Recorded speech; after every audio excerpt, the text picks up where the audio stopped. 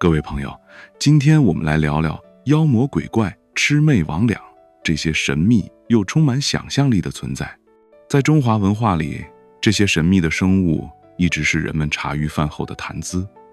从古老的传说故事到现代的影视作品，它们的身影无处不在。那这些神秘生物到底都是什么呢？咱们一个一个来聊聊。先说说妖魔鬼怪这个词，它其实涵盖了各种各样的神秘生物，每个字都有其独特的含义。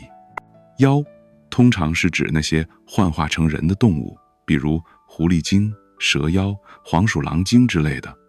这些妖物往往被赋予了人类的情感和特征，有的善良，有的邪恶。像《聊斋志异》里的狐狸精，有的会帮助人，有的则会害人。还有《西游记》里的白骨精，就是个典型的妖，它幻化成人的模样，迷惑唐僧师徒。鬼这个概念就比较广泛了，一般来说，鬼是人死后灵魂不散形成的。有因冤屈而死的鬼，他们会变成厉鬼来报仇。像《窦娥冤》里的窦娥，她死后变成鬼，申诉冤屈。也有因为牵挂家人而无法投胎的孤魂野鬼，他们常常在墓地、荒野等地方游荡。魔给人的感觉更强大、更邪恶，通常是指那些强大的、带有邪恶力量的存在。他们往往拥有超凡的能力，能呼风唤雨、变形幻化。比如《西游记》里的牛魔王，他不仅力大无穷，还会各种法术，还敢与天庭叫板。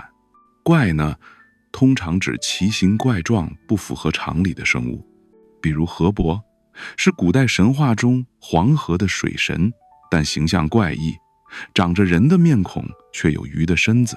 还有山魈，是一种生活在山林中的怪物，长得像猿猴，但更加凶猛，力大无比，还会吓唬过路的人。再来说说魑魅魍魉，这个词听起来有点拗口，但也很有意思。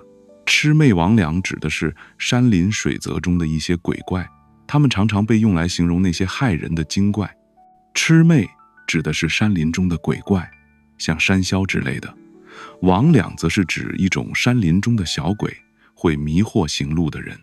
最后咱们再聊聊精。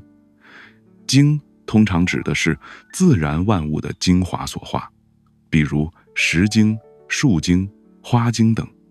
这些精往往被视为自然界的灵性存在，拥有超凡的能力。